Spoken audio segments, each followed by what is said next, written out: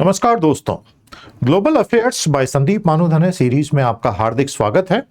सत्यमेव जयते नानृतम, सत्य की ही जीत होती है, असत्य की कभी नहीं।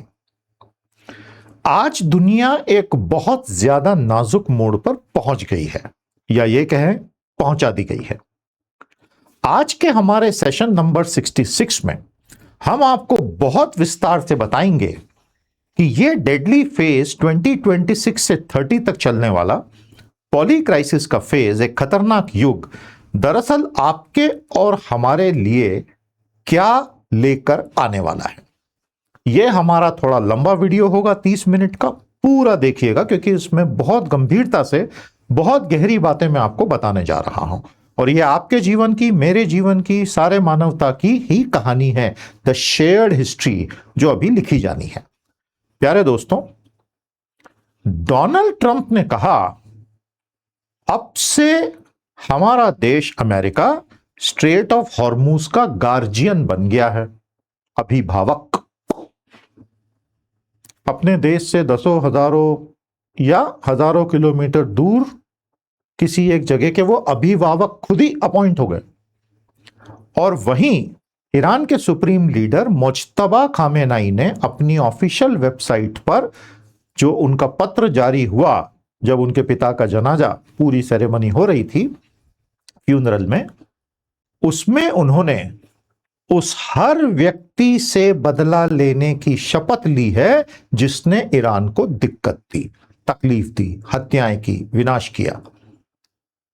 जब आप इन दोनों परिस्थितियों को देखते हैं और इसके पूरे बैकड्रॉप में क्या क्या चल रहा है देखते हैं, और पिछले 5 महीनों की कड़ियों को जोड़ते हैं, तो आने वाले 3, 4, 5 सालों की पूरी कहानी स्पष्टता से दिखाई देने लग जाती है। हम एक बहुत भीषण अनिश्चितता के दौर में अब प्रवेश कर चुके हैं, करेंगे नहीं, कर चुके हैं, जहां स्थापित विश्व ऑर्डर पूरी तरह टूट जाएगा और कुछ नया निकल कर आएगा। आज हम कोशिश करेंगे समझने की कि यह नया क्या है। वैसे तो आप हमारी सीरीज से जुड़े हैं, 66th वीडियो है आज का, तो आपको काफी कुछ तो पता है, लेकिन अब उसको एक ठोस रूप हम आज देंगे। दोस्तों, मैंने आपसे वादा किया है कि यह सब जो मैं पढ़ा रहा हूं, इस पूरी सीरीज की एक वेबसाइट भी मैं आपको बना के दूंगा। काम शुरू हो गया है, कुछ दिनों में गुड न्यूज मिल जाएगी। एक पूरी वेबसाइट पर आप ये सब पढ़ भी सकते हैं। थोड़ा समय लगता है, समय दीजिएगा। आइए आज का काम शुरू करते हैं, अंत तक बने रहिएगा। Deadly phase 2630।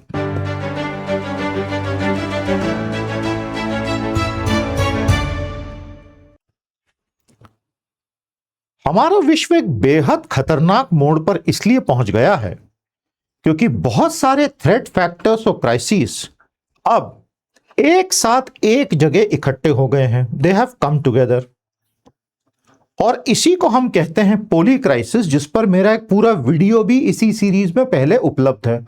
अगर आप आज पहली बार हमारा वीडियो देख रहे हैं तो ये पूरी सीरीज देख डालो एक बार, आपको अतुल्य आनंद आ जाएगा। पूरा पूरा एक बार अच्छे से देख लीजिए। The world will live through this for the next 3-4 years, और हर महीने, हर हफ्ते कुछ ना कुछ बदलता चला जाएगा और हम खुद को असहाय ही पाएंगे। यह है हमारा स्टार्टिंग थ्योरी।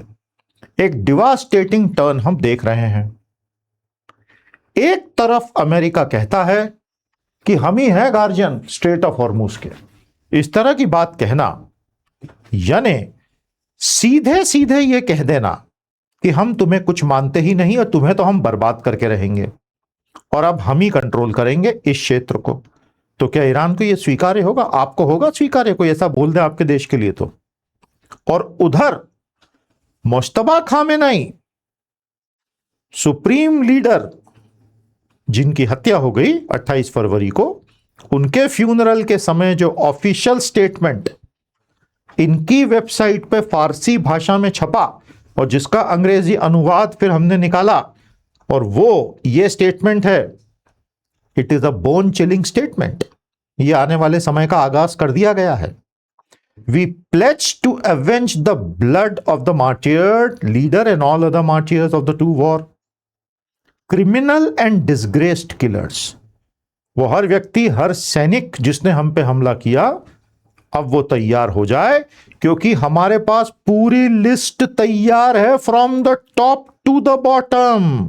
अरे भैया, अगर मुश्तबा खामेनेई ये कह रहे हैं कि ऊपर से नीचे तक जिस जिस देश ने, जिस जिस अधिकारी, प्राइम मिनिस्टर, प्रेसिडेंट ने, सेनापति ने हम पे हमला किया, हमारी बच्चियों को मारा, हमारे नेताओं को मारा, सैनिकों को मारा, सबके नाम है हमारे पास। तैयार हो जाओ, हमारा रिवेंज आने वाला है। अब ये खोखले शब्द नहीं है। आने वाले समय में हम शायद काफी रक्तपात देखेंगे, क्योंकि सीधे सीधे बोल ही दिया है ना कि आपने हमारे यहां तो कर दिया, अब हमारी बारी है। इसमें खतरा उन हथियार बनाने वाली कंपनियों के लिए भी है जो इस पूरे हत्याकांड में हथियार लगातार सप्लाई करते चले जा रहे हैं। यहां से इंस्टेबिलिटी बहुत बढ़ेगी, क्योंकि this is an open declaration of a hostile intent कि हम छोड़ेंगे नहीं। तो ये तो कहानी बस शुरू ही हुई है। दोस्तों, आगे बढ़ने से पहले आपसे निवेदन है, सैटरडे को हमारा एआई टर्बोचार्जर होगा सुबह 8 बजे से। अभी तक एनरोल नहीं किया है, आइए एनरोल कर लीजिए। नीचे लिंक दी हुई है turbocharger.billionaires.ai। एक दिन का बहुत ही शानदार कोर्स। एआई में अगर आज तक कुछ नहीं सीखा है तो बस ये है शुरुआत आपकी। स्वागत है आपका। आइए, America's insistence on tearing it all down. अब हम थोड़ा सा हेलीकॉप्टर व्यू ले लेते हैं। ईरान के इस झगड़े से तो हमने ये सबक लिया कि भाई कुछ बहुत गड़बड़ हो गई है।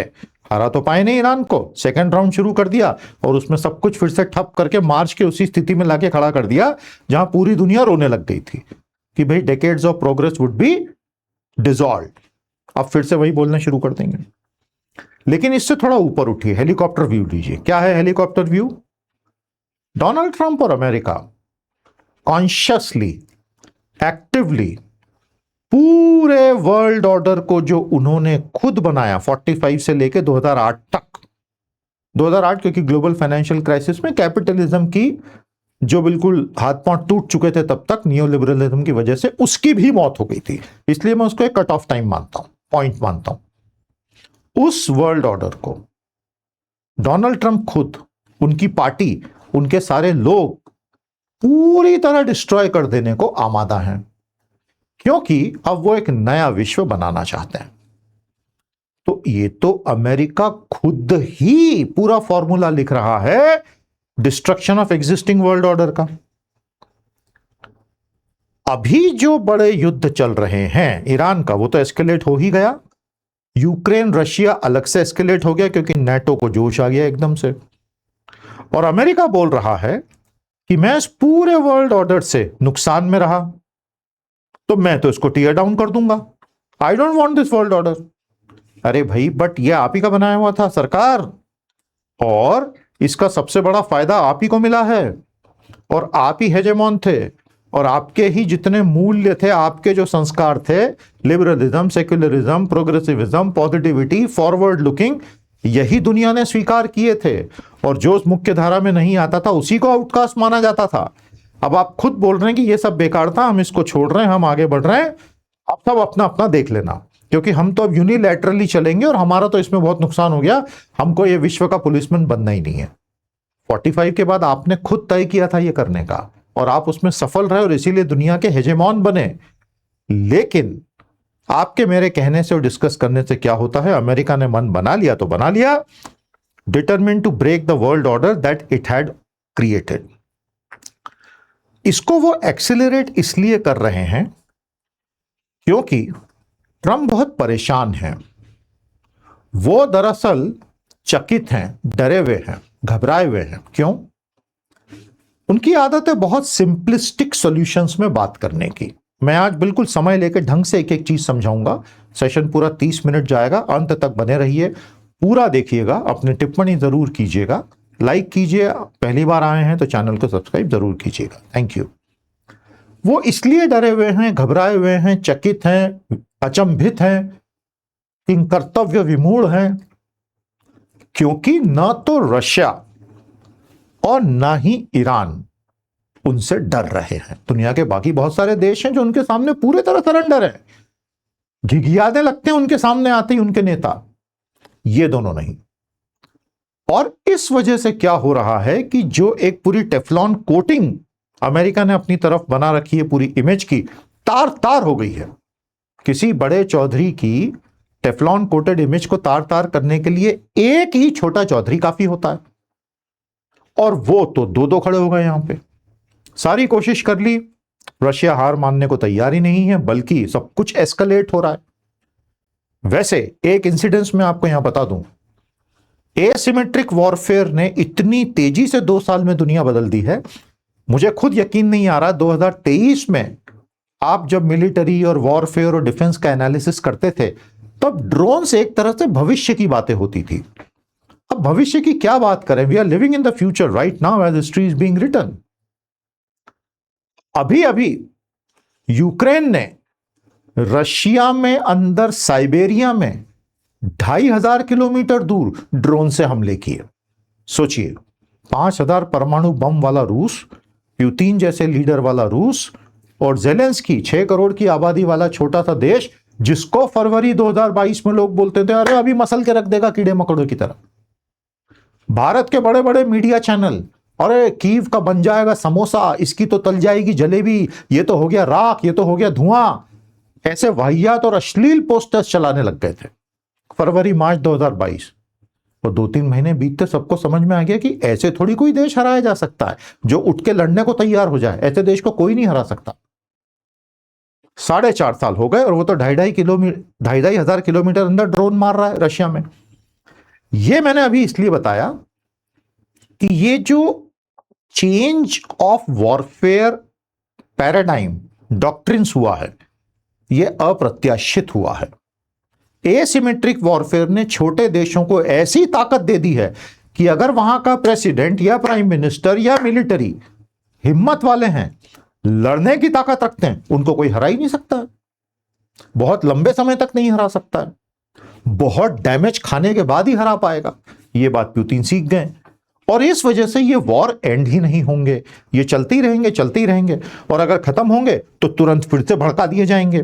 मिलिट्री इंडस्ट्रियल कॉम्प्लेक्स को भी तो पैसा कमाना है। तो क्योंकि रशिया और ईरान सबमिट नहीं कर रहे हैं, तो ट्रंप के लिए बहुत मुसीबत हो गई है, और वो किसी भी तरह इससे बाहर निकलना चाहते हैं, लेकिन निकल पा ही नहीं रहे, बल्कि फिर अंदर धंस गए हैं। उनको कोई ना कोई घसीट के ले ही जाता है अंदर। अब आप जोड़ के देखिए हमारे सामने अब क्या है, भारत के सामने भी, दुनिया के सामने भी।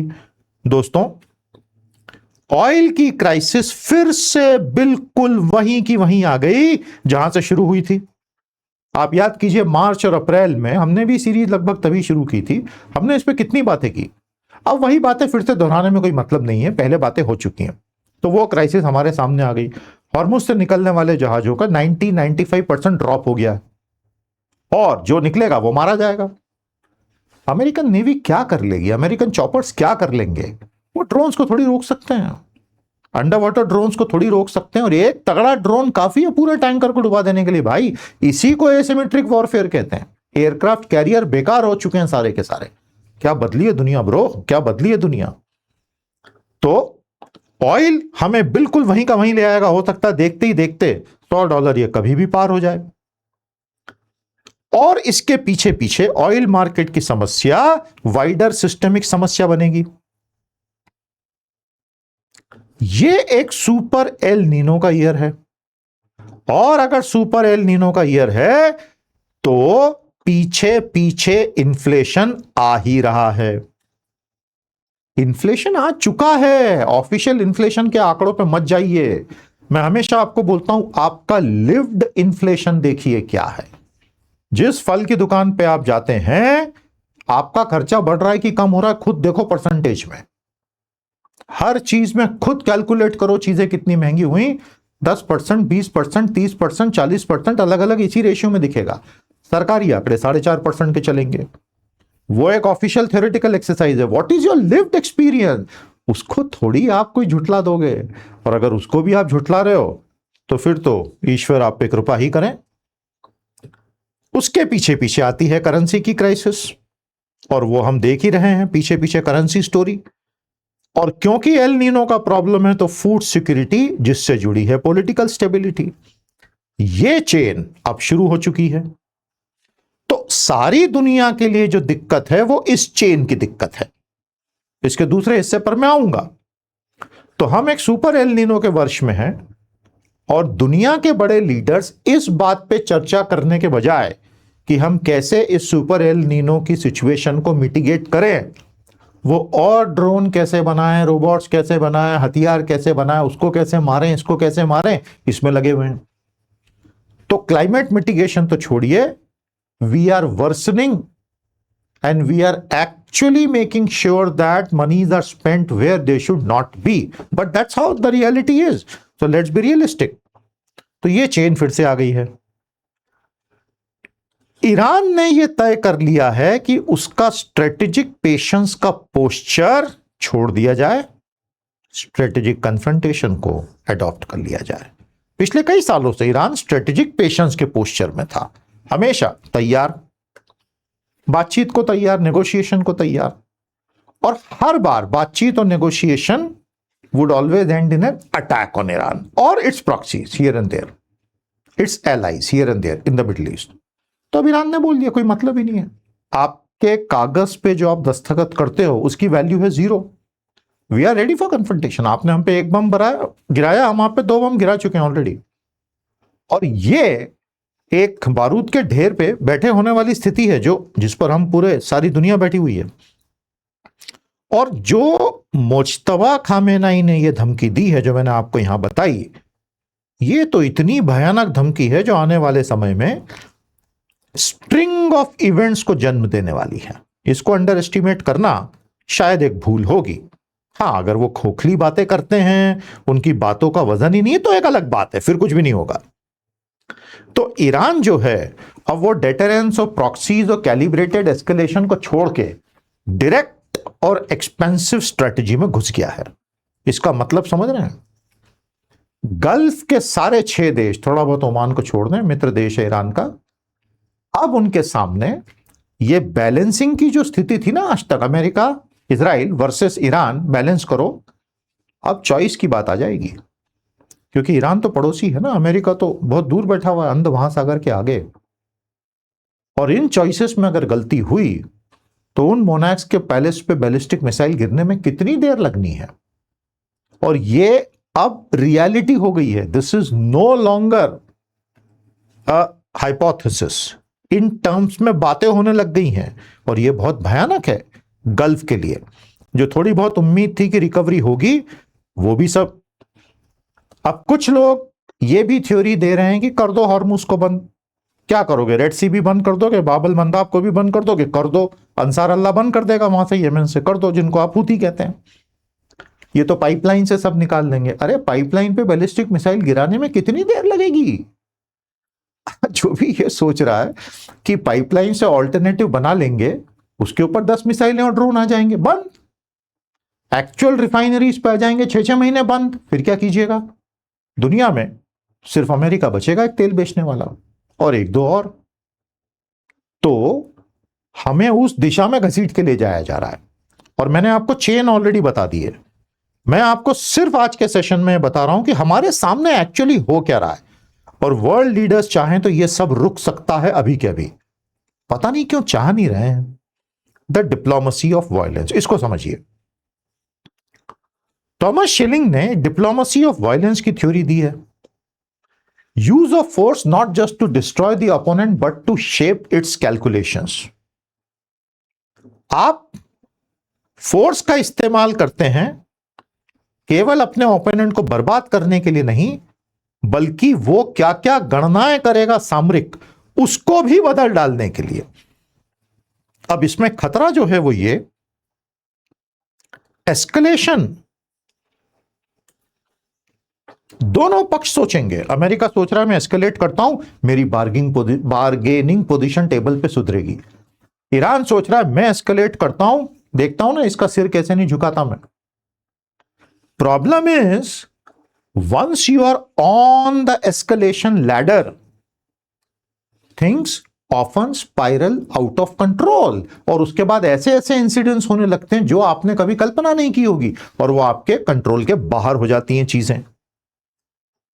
तो अगर वैसा होता है तो ये जो थॉमस शिलिंग का आइडिया था डिप्लोमेसी ऑफ वायलेंस, ये उस थ्रेशोल्ड को क्रॉस कर जाएगा और एस्केलेशन सबके कंट्रोल के बाहर निकल जाएगा भैया।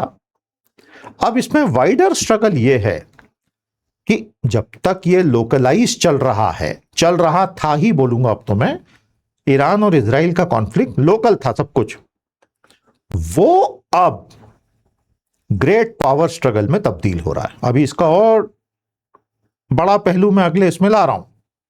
It's a larger great power struggle, क्योंकि इजराइल अमेरिका को खींच के ले आया है, यूरोप को डरा धमका के ले आएगा, ईरान रूस और चीन को लेकर आएगा, और छोटे छोटे छोटे छोटे सब समूहों को अपनी अपनी लॉयल्टी तय करनी पड़ेगी।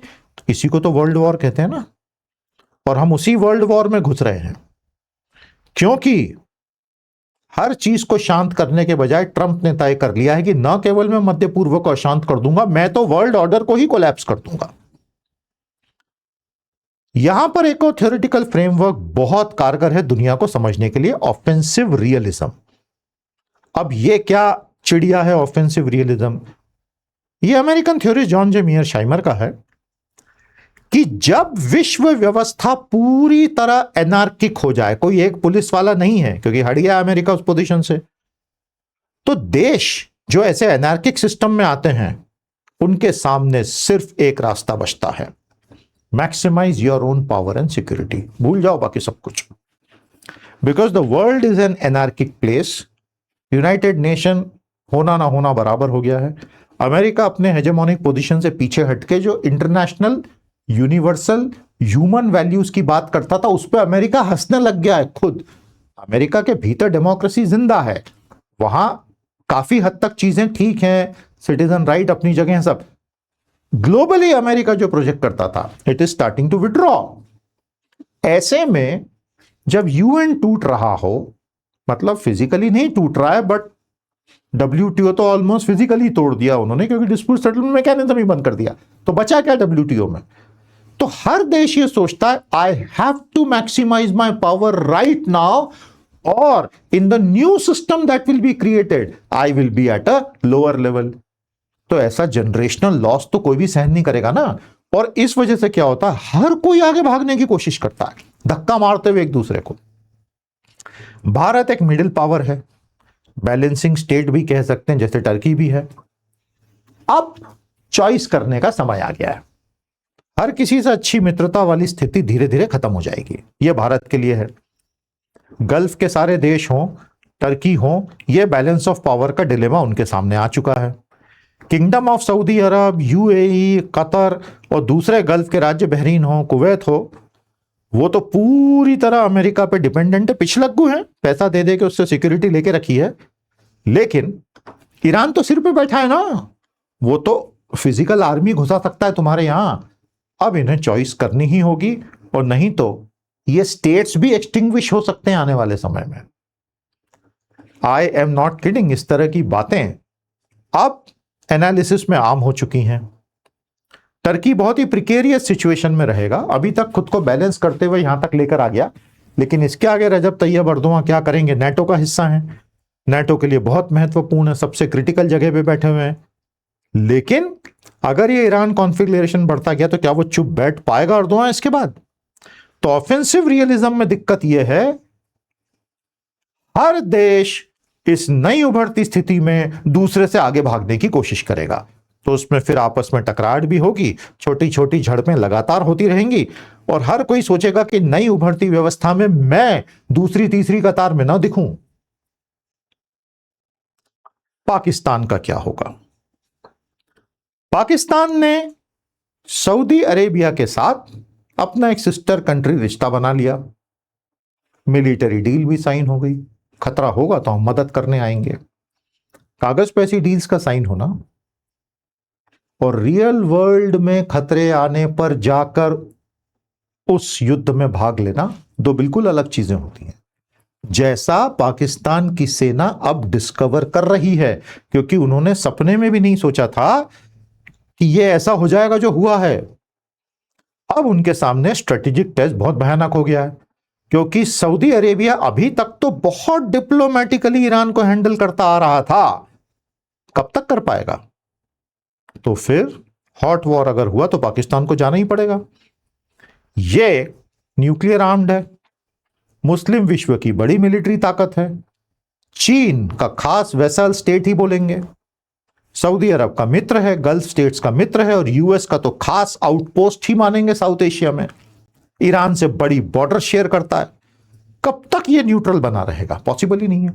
और इसीलिए पाकिस्तान ने आगे बढ़ के पिछले 4 महीने में बार बार शांति समझौता करवाने की कोशिशें की, क्योंकि उसे पता है कि अगर ये शांति नहीं हुई या भंग हो गई, I will be dragged into a war for which I am not ready. Financially they are not ready, they are crippled completely, तो वो जा ही नहीं पाएंगे उसमें।